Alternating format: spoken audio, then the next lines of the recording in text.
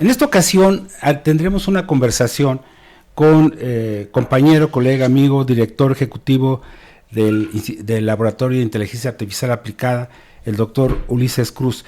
Ulises, ¿qué tal? ¿Cómo estás? Vamos a charlar, bien, Javier, porque la idea es que tengamos charlando. una charla y en estos nuevos formatos que son cortos, rápidos y sobre todo con el apoyo del equipo de producción, con Héctor, con Joaquín, gracias, con Majo.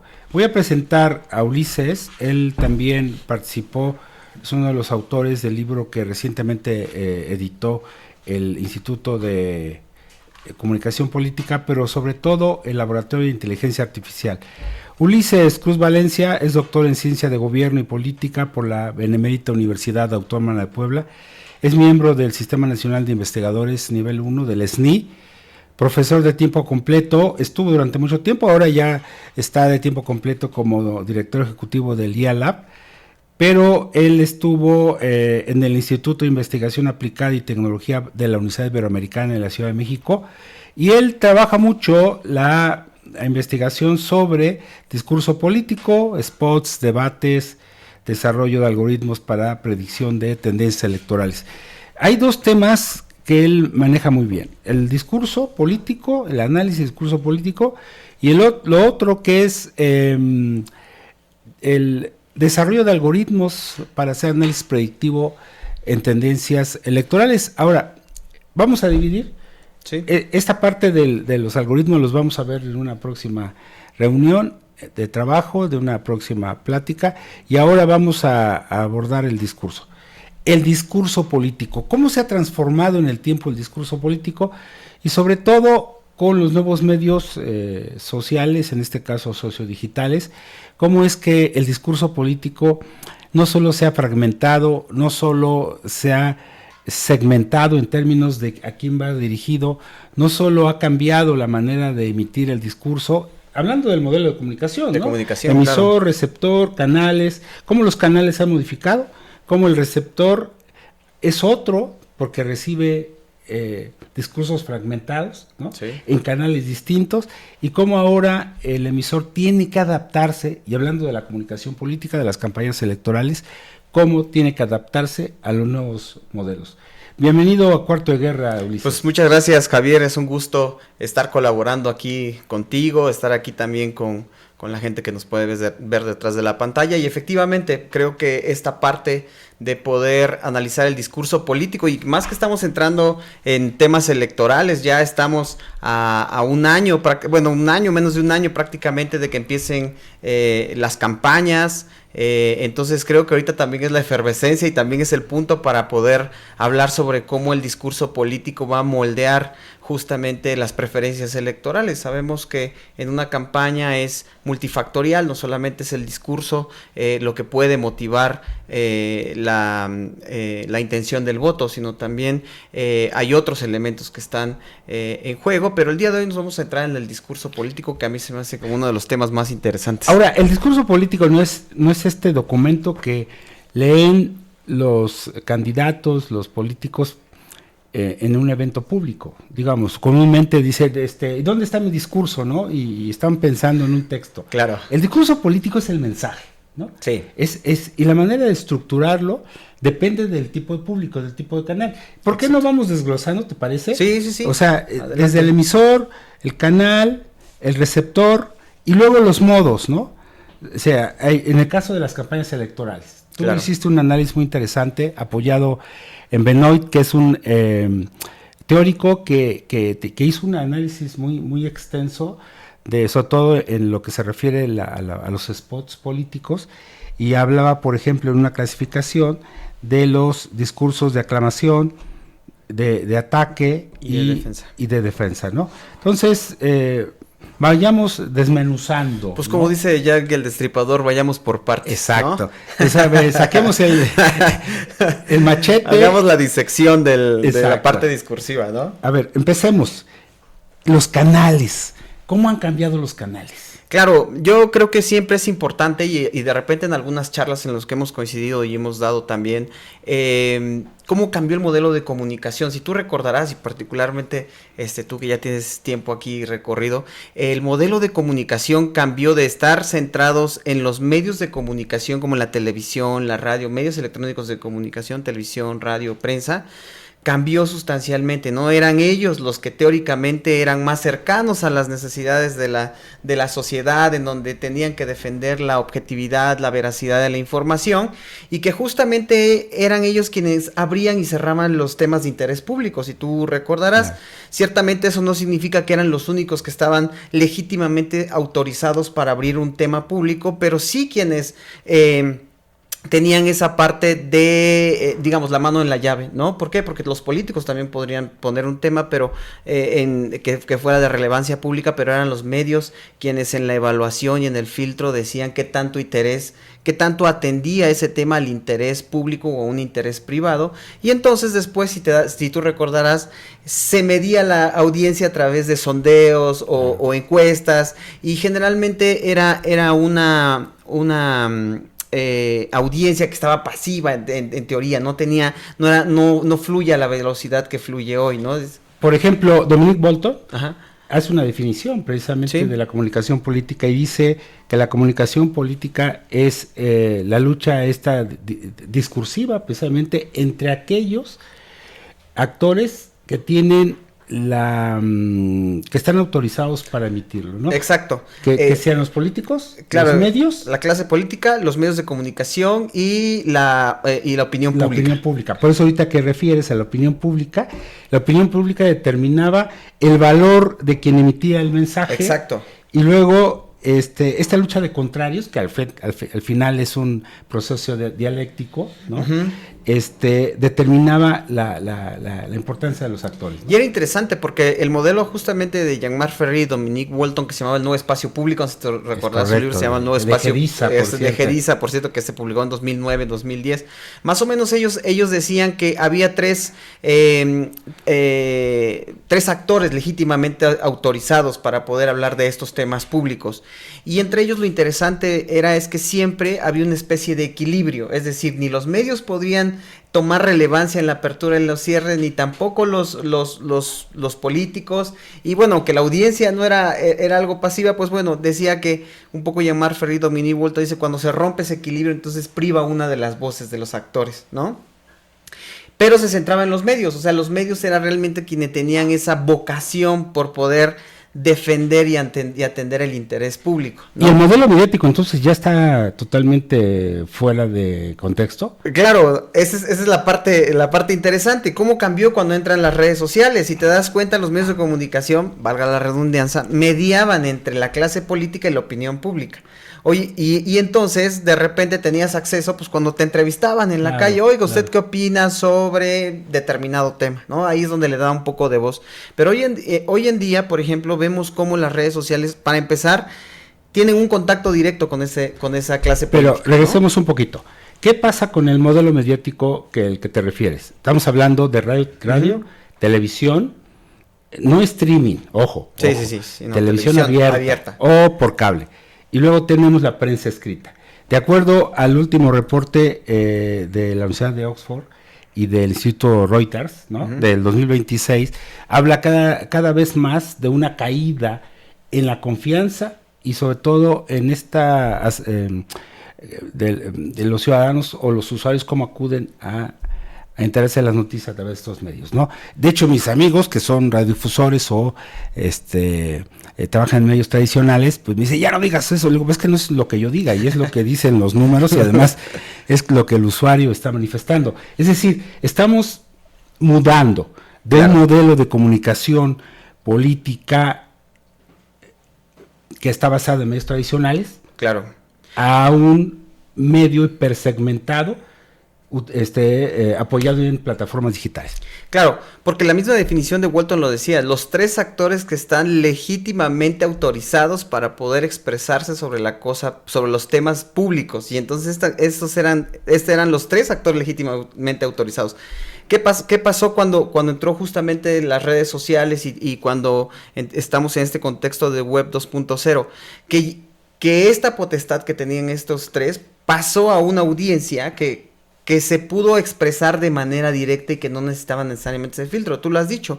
Hoy en día la gente se informa no solamente por los medios de comunicación, sino hoy hay influencers que están informando a las personas y que no son de formación licenciados en comunicación. Si tú recordarás, incluso antes el modelo obligaba a que tú te formaras con una licenciatura en comunicación para poder estar ahí, ¿cierto? Hablando de influencer, por ejemplo, el abogado Saldívar, ¿no? Que se convirtió en un influencer. Tú lo ves y dices, no va a conectar con nada y tiene una serie de seguidores. De seguidores, exacto, sí, ¿no? Hablan de sus temas, obviamente, Saldívar, ¿no? Y claro. otros casos. Entonces, se ganó y se perdió algo. ¿Qué se ganó? Que las personas pudieron tener nombre y si tú lo quieres ver, voz en el sentido de que podían expresarse directamente y que ya no necesitaban necesariamente los medios de comunicación para poder poner en el espacio público, en este espacio público ensanchado, si me permites decirlo, en este espacio público ensanchado, los temas de interés público. ¿Qué fue lo que pasó? Que también la apertura y cierre de los temas fue demasiado rápido, ¿no? Si tú te das cuenta, justamente si regresamos a la teoría de sistemas de David Easton, una de las partes fundamentales que menciona entre justamente la clase política y el ambiente, que él habla de que es la sociedad, o lo que se refiere al ambiente societal, siempre es la parte de los inputs y los outputs, okay, ¿no? Que es la parte de la retroalimentación. Las entradas y salidas. Las entradas y salidas, ¿qué significa? O sea, los inputs son todas las demandas y los apoyos que hace la sociedad, y los outputs es la capacidad de respuesta que tiene la clase política, el gobierno. Que nunca va a haber un equilibrio. Exacto. Claro, incluso David Easton lo señala, o sea, siempre van a ser más las demandas que las respuestas, sí, por obvias razones, porque hay demasiadas demandas y a veces el aparato de Estado no alcanza para satisfacerlas todas. ¿Qué pasó con las redes sociales? Si ya teníamos muchas demandas en el modelo antiguo, imagínate qué pasa ahorita, pues se multiplicaron, ¿no? Y entonces entramos a una era en donde poder discernir los temas y poder abrirlos y cerrarlos se volvió demasiado fácil. Y entonces te das cuenta, es parte del reto hoy de los gobiernos, o sea, ¿cómo le hacemos cuando todos los días tenemos emergencias, situaciones en donde la gente se expresa, más los problemas que ya traemos estructurales y que se tienen que abordar para poder generar desarrollo? Entonces se volvió sumamente complejo, sumamente fragmentado, o sea, tú te recordarás que la audiencia antes era muy fácil, o bueno, no tan fácil quizá, poder segmentarla. Hoy ver las complicaciones que hay para poder segmentar a una audiencia que cambió sustancialmente. Claro. Y te voy a decir, por ejemplo, el caso de qué perdimos y qué ganamos, o qué perdieron y qué ganaron los usuarios. Vamos a referir una. Primero, que el relato se ha fragmentado, como bien decías, es decir, ya no hay historias contadas, ¿no? Estás contando parte de la historia, no hay un contexto. Y la otra, que todos tienen ya la posibilidad de decir, de hablar, y nos diríamos también a esta sentencia, ¿no? De si hay una legión de personas con capacidad menor. Dice, bueno, antes alguien opinaba en el bar y se ponía necio, pues no pasaba nada, ¿no? O sea, le hacía caso a quien le hacía caso. El problema es que ahora habla en las redes sociales y sí, el problema es que ahora te escuchan. Vamos a ver, vamos a profundizar sobre qué ganó y qué perdió el usuario con la fragmentación de la comunicación a partir del uso de redes sociales en este tema del discurso. Cómo el discurso público se ha transformado en sus formas y en sus canales. Regresamos.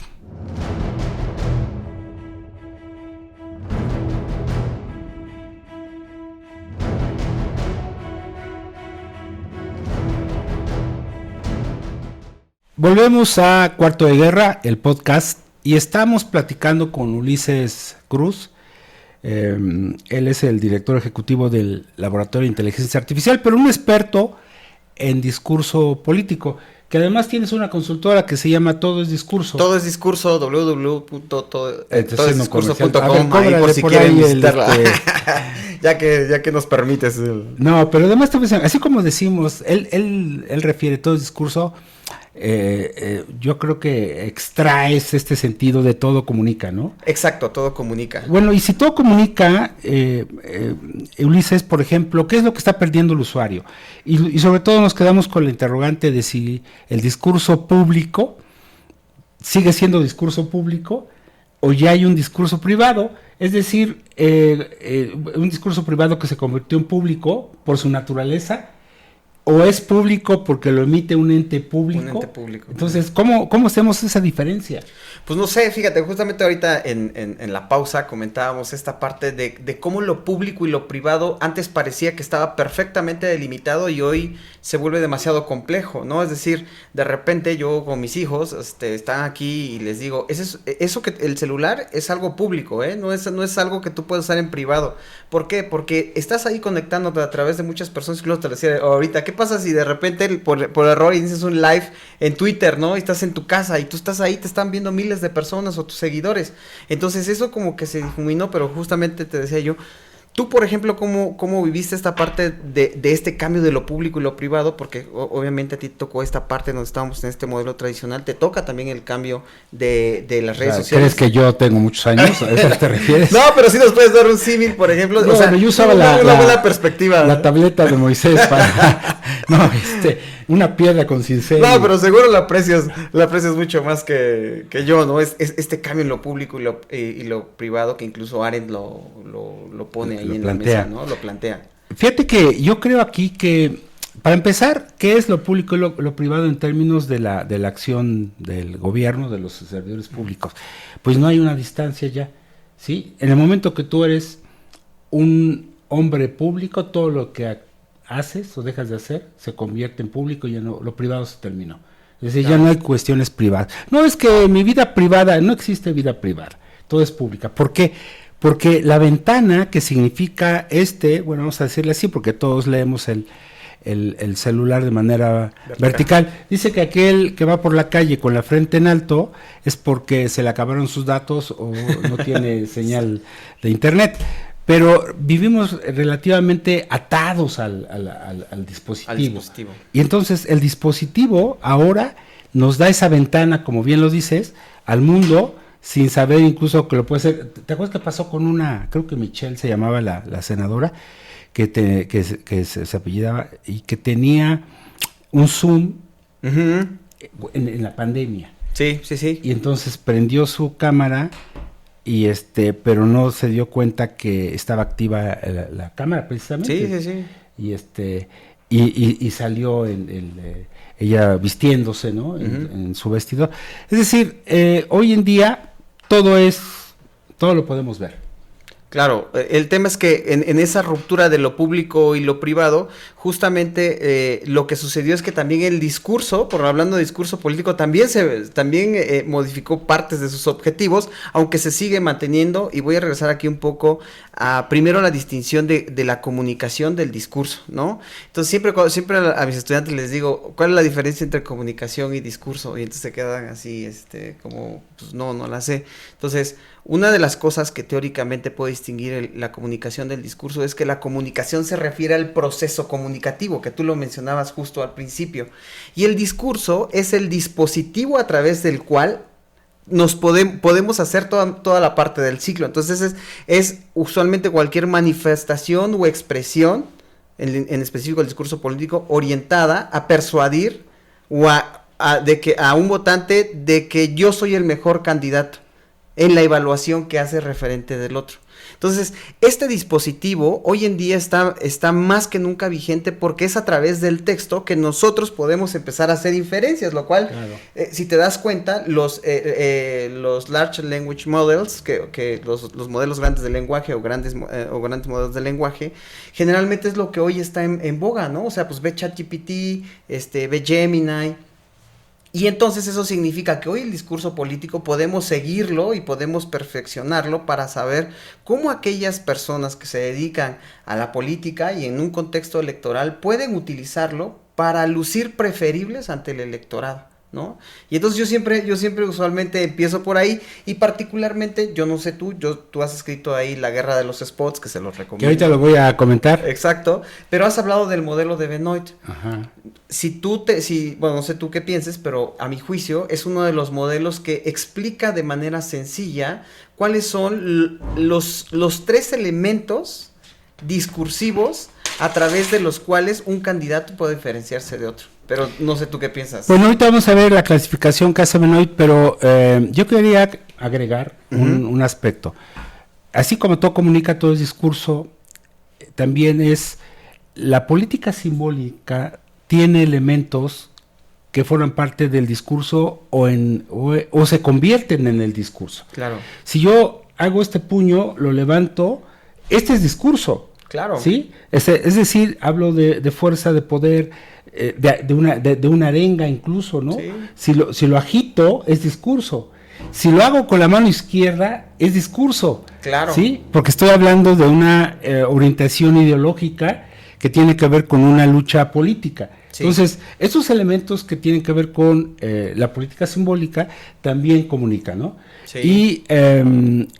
Y así como, por ejemplo, cuando decimos todo discurso, para que sea efectivo, tiene que verificarse en los hechos. Claro. Es decir, que la comunicación que nosotros hacemos en redes sociales o que hace, por ejemplo, las entidades públicas, si el ciudadano no las perciben de manera tangible en los hechos, pues al final el discurso no sirve, ¿no? Claro, y fíjate que ahí introduces un buen elemento, que es distinguir el discurso de su elemento estructural, de su estructura a su simbolismo, o sea, la parte simbólica. O sea, creo que son 2 partes que bien cabría analizarlas o sea, de manera segmentada. ¿Por qué? Porque la estructura del discurso político lo que nos va a permitir, y que es un poco adelantando el modelo de Benoit, ver cuáles son aquellos usos del lenguaje político que voy a poder seguir en el modelo para poder saber qué tan persuasivo puede o no ser mi discurso.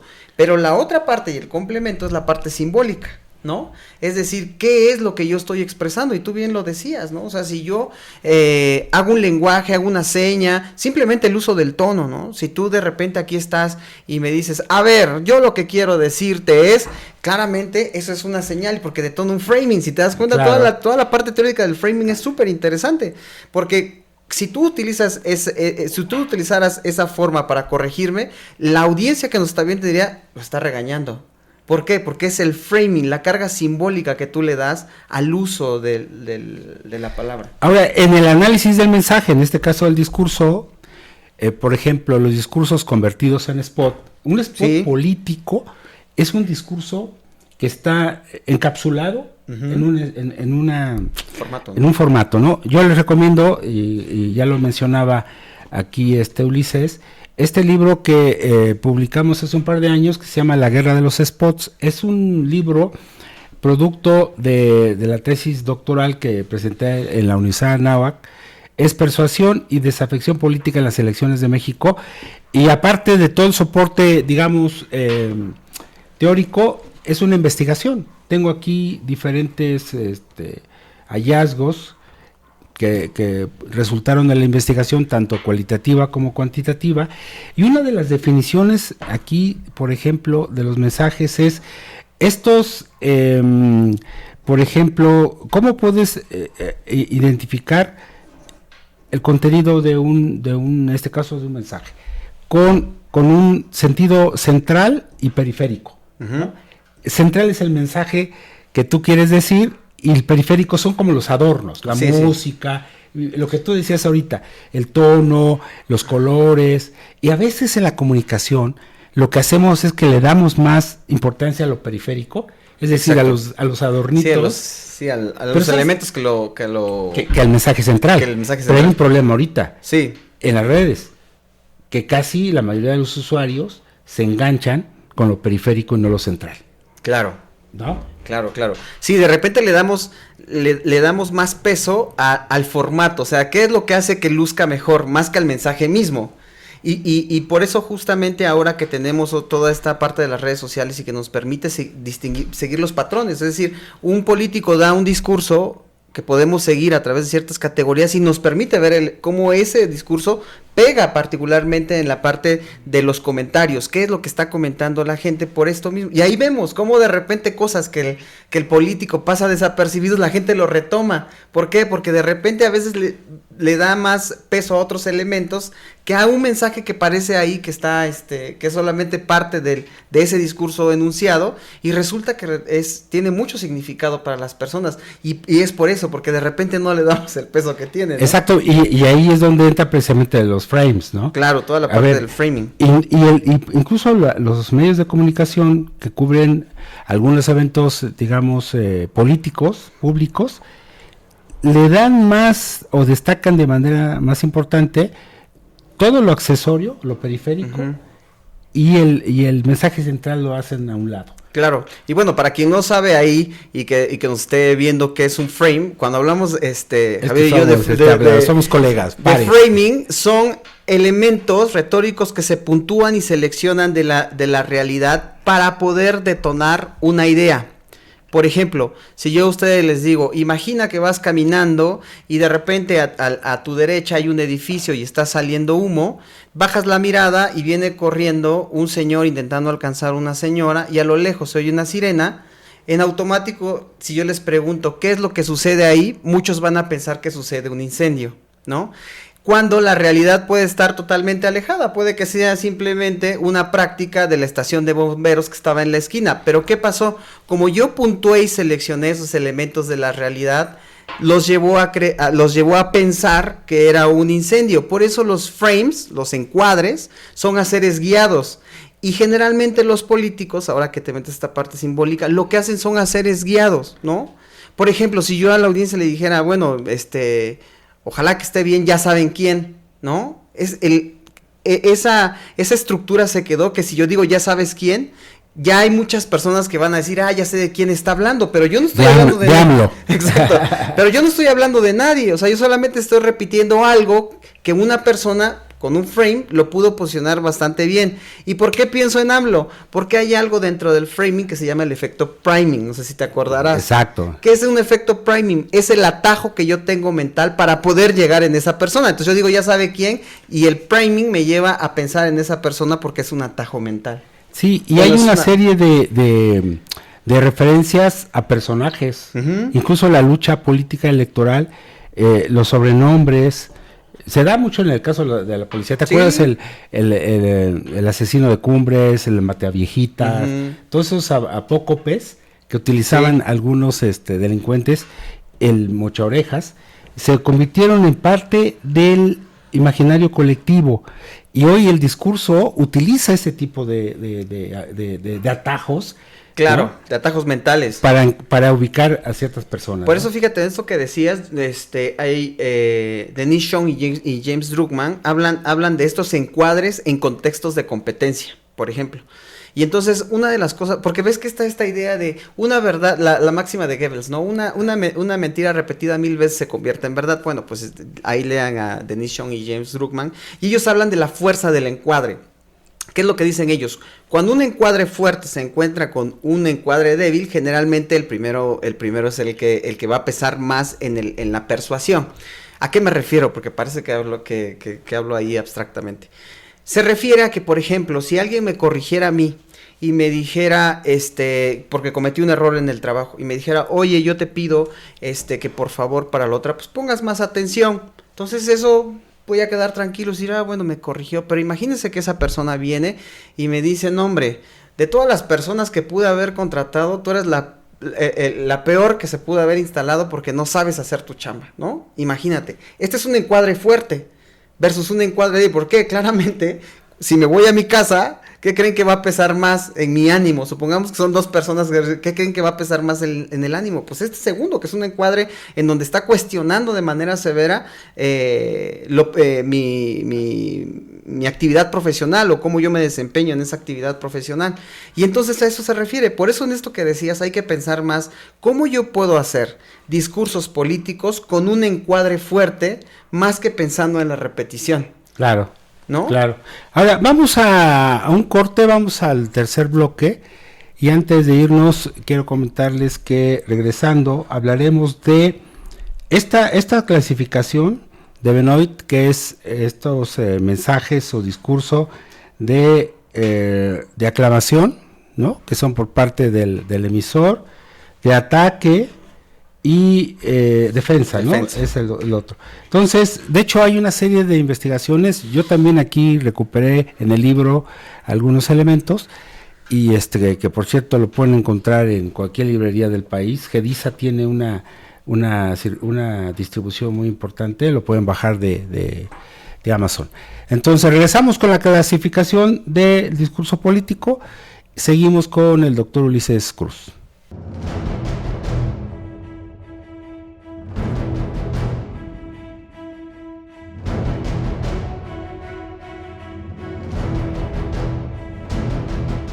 ¿Qué tal? Volvemos a Cuarto de Guerra, el podcast, y estamos platicando con Ulises Cruz. Él es experto en análisis del discurso, y platicábamos antes de irnos a corte que tenemos una clasificación con base en Benoit de estos mensajes, discursos de aclamación, de defensa, de ataque.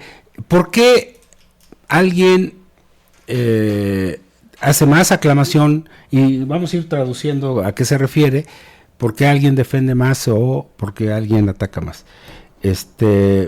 Defínelos. Oye, pues mira, antes de eso, muchas veces hay gente que va a decir, no es Benoit, es Benoit. Bueno, yo que estuve de becario con el doctor Benoit, él mismo decía que no le gustaba su lado canadiense. Entonces él mismo cuando pronunciaba decía, por favor... De origen francés, ¿no? Me decía, de origen francés, exacto, francés en Canadá.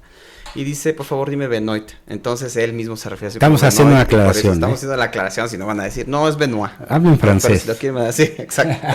William Benoit lo pueden encontrar, es uno de los pensadores más notables de lo que se refiere a discurso político. Él tiene dos teorías, teoría funcional del discurso político en campaña y estrategias de reparación de imagen. Son dos de las teorías que él tiene, y nosotros en este modelito que él desarrolla para la teoría funcional del discurso político en campaña, él plantea algo muy sencillito.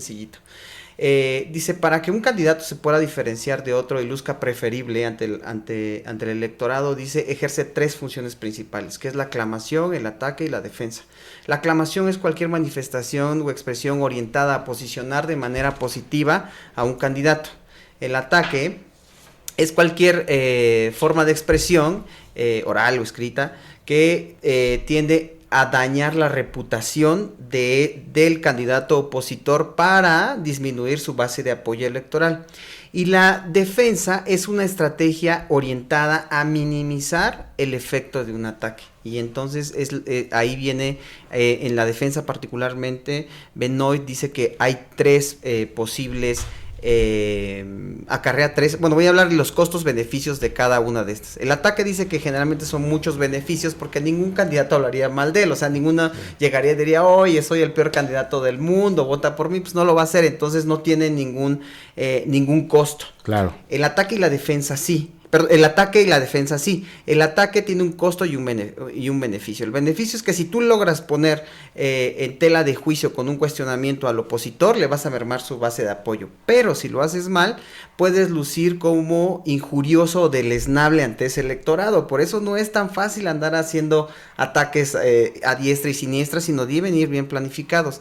Y la defensa tiene, dice Benoit, tres inconvenientes. Lo primero es que puedes lucir mal informado, es decir, te estás defendiendo de que te vienen y te dicen, oiga, su secretario particular, se acaba de estampar, ¿no? Porque venía en estado inconveniente, ¿no? Y entonces yo de repente no sé nada del tema y digo, no, él es incapaz de eso. Entonces estoy mal informado y doy una declaración y dice, ok, ese es el primer inconveniente.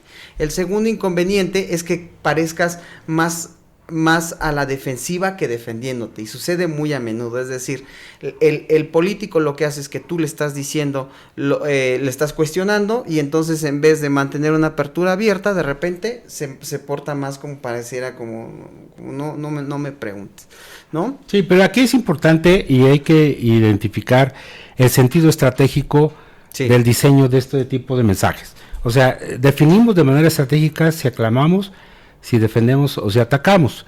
Por ejemplo, hay un criterio para el ataque, a reserva de que haremos un programa sobre campañas negativas y todo esto, pero por ejemplo el ataque, cuando decides atacar no hay vuelta de hoja. No. O sea, decides atacar y te vas por ahí. Primer punto. Segundo punto, hay una serie de efectos. hay algo que se le conoce como el efecto boomerang, ¿no? Claro. Puedes atacar y puede ser que afecte más a la persona que ataca que al atacado. Que al atacado. Punto número 3, el efecto de doble deterioro.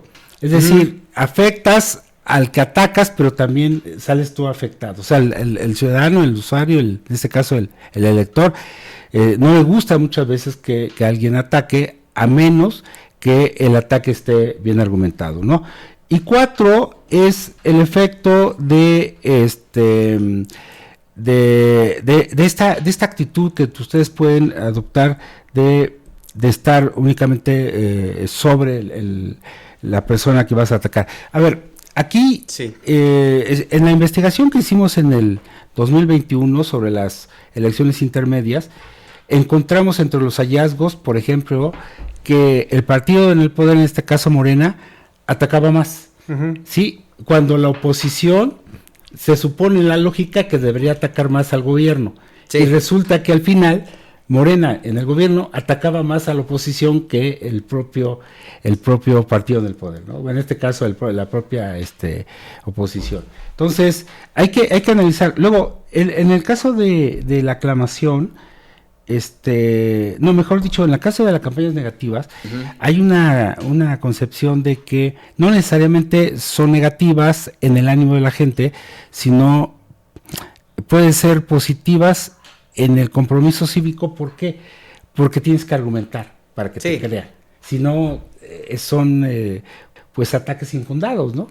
Claro, lo que pasa es que el principio del ataque es que es un cuestionamiento a las capacidades o habilidades del contrincante, o sea, que debe tener una base. Es decir, si esa persona, no sé, tal vez incrementó el impuesto, vamos a ver, ¿no? Y de repente hoy viene y te dice, vamos a bajar el impuesto. Entonces, el ataque es señalar o cuestionar por qué en un primer momento te sube el impuesto y después viene y te dice que lo va a bajar cuando él mismo lo subió. Y entonces eso tiene una relevancia para la toma de decisión, porque lo que significa es que hay una contradicción en su planteamiento, ¿no? Y en este caso, esa contradicción va a condicionar lo que la gente va a pensar, y es válido ponerlo a juicio de las personas, porque la idea es proyectar. Entonces, si no tiene una coherencia, ¿cómo se va a comportar cuando otra vez vuelva a ser elegido, ¿no? Claro. Entonces tiene esa relevancia pública. Entonces, se supone que la aclamación sería el indicador más alto en una campaña electoral. Sí. ¿Y es el promedio?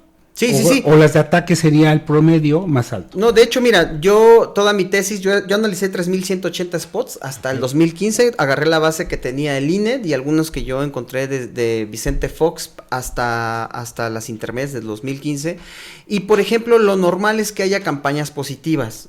¿Qué es lo que yo encontré? Lo que va a determinar muchas veces la negatividad es el tipo de sistema político. Por ejemplo, en un sistema político como el americano, por ejemplo, el de Estados Unidos, en donde hay una reelección inmediata, la negatividad se va a incrementar por una razón bien simple. Como alguien que accede al poder por primera vez en Estados Unidos, pues obviamente no tiene esa experiencia en el cargo. Como no tiene esa experiencia del cargo, va a aludir más a características personales. ¿Por qué? Porque no ha estado ahí. Pero ¿qué pasa después de que llegan los 4 años y se quiere reelegir? Como ya tiene esa experiencia previa, lo que va a decir es, bueno, yo propuse esto, yo hice un hospital, hicimos 20 carreteras, y entonces la oposición va a decir, sí, pero esas carreteras no se construyeron con austeridad, los hospitales ya no funcionan, entonces hay más cosas que cuestionar, y entonces la negatividad va a aumentar. En México usualmente, como todos los candidatos, bueno, algunos que no van en reelección, generalmente va a ser más positivo, porque la gente empieza a hablar de sus cualidades personales porque tiene poco que cuestionar o que plantear, o incluso los planteamientos de repente se hacen de un día para otro. Ganaron la candidatura y es ahora qué proponemos, o sea, no hay tiempo, ¿no? Entonces el parámetro en México es que sean más positivas que negativas. Sí, de hecho, vemos por ejemplo las características de los spots o de los mensajes negativos, que entre más argumentes hay una posibilidad de que el ciudadano, en lugar de alejarse de la política, se enganche con la política. Este es el círculo virtuoso de Pippa Norris, ¿no? Que habla que precisamente hay unos casos que se alejan de la política, hay una desafección, sí, claro. Desafección política, pero también puede ser que incremente el compromiso político, sí. Porque los argumentos enganchan al ciudadano y dicen, a ver, quiero saber más acerca de lo que me estás diciendo. Claro. Y entonces el interés, en lugar de ser difuso, hay un compromiso. Eso pasa con un tipo de lectores. La sofisticación política, que no hablamos de estas características digamos, especiales de un ciudadano, sino se refiere al ciudadano que está más informado. Claro. Y al estar informado, entiende los argumentos de manera más clara. Claro, y esta sofisticación, bueno, vamos a abrir un paréntesis, pero la sofisticación política de la que hablas no la da, por ejemplo, los grados, ¿no? Que la gente puede decir, no, pues un doctor seguramente lo entiende. No, lo da el involucramiento en los temas de política, ¿no? O sea, por ejemplo, hay personas que leen todos los días los diarios, están consumiendo constantemente noticias y tienen un panorama muy asequible de qué es lo que sucede en la ciudad, por ejemplo, cuáles son los principales problemas, quiénes son los actores enfrentados, cuál es el argumento. Entonces, esta sofisticación necesariamente va anclada a los grados, ¿no? Para la gente que nos está viendo, ¿no? Que sí, híjole, yo no soy sofisticado, ¿no? No, al contrario. Es más, puede autonombrarse. Sí, claro. ¿Por qué? Pues porque lees, escuchas, sí. ¿no? Sí. Estás interesado en la cosa pública, que es un tema que hoy en día es muy, muy complicado. Sí. Y ahora con la fragmentación del mensaje, la fragmentación del discurso, pues es difícil hoy encontrar una sofisticación en aumento, sino incluso va en decremento, ¿no?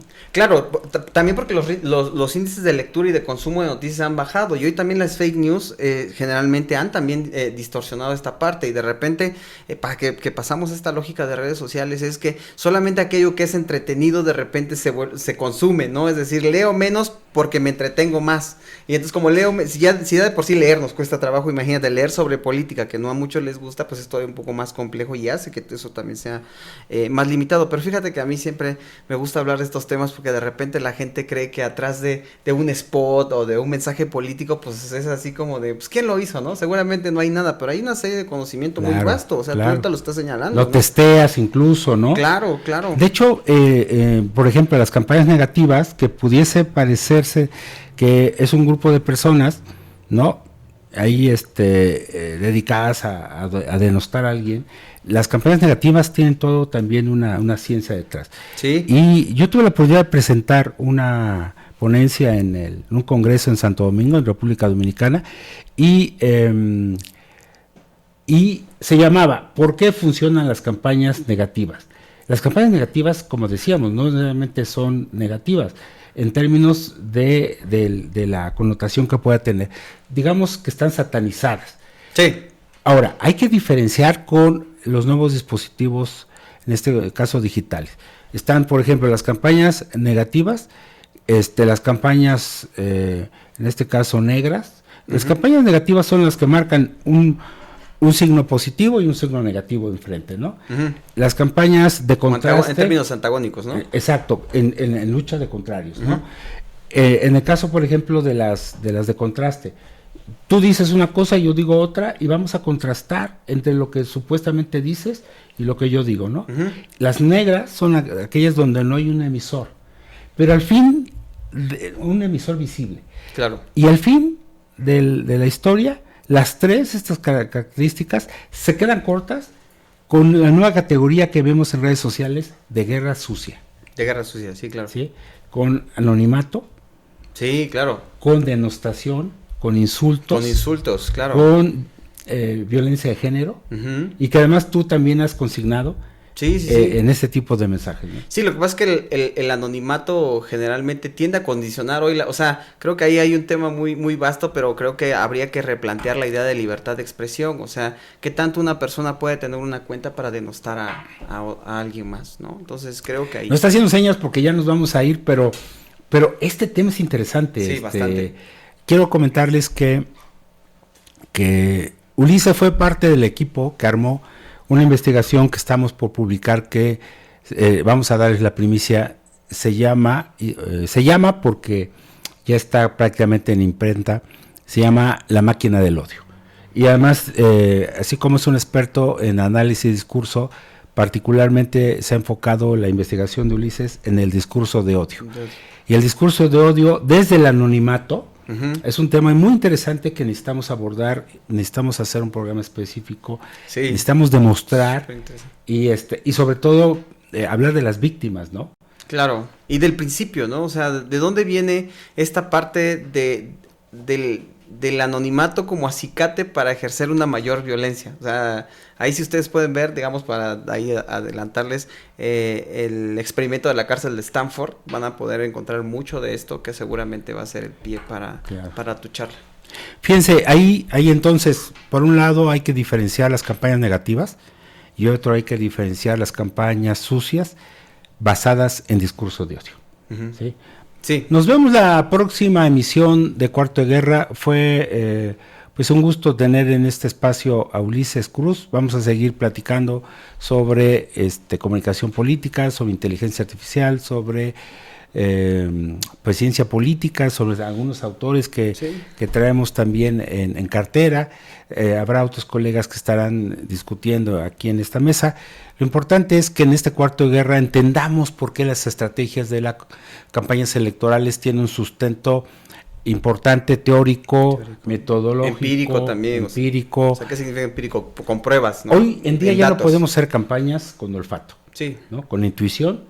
Necesitamos un método, necesitamos un soporte, y creo que el equipo que está trabajando esto en el ICP, ahora en el laboratorio, pues tiene todas esas características. Y menos sin discurso, ¿eh? El Big Data más grande que tenemos hoy en día es el lenguaje. Fíjate, hablemos del lenguaje, y también esa parte tenemos que abordarle. Vamos a invitar a los expertos también en lenguaje a hablar del español mexicano, ¿sí? Que tiene sus características muy especiales. El verbo chingar, por ejemplo, como ahora tiene una connotación distinta. Hay una serie de expresiones que vamos a analizar. Verbo adjetivo, ¿no? Como quieras, ¿no? Sí, es el verbo adjetivo.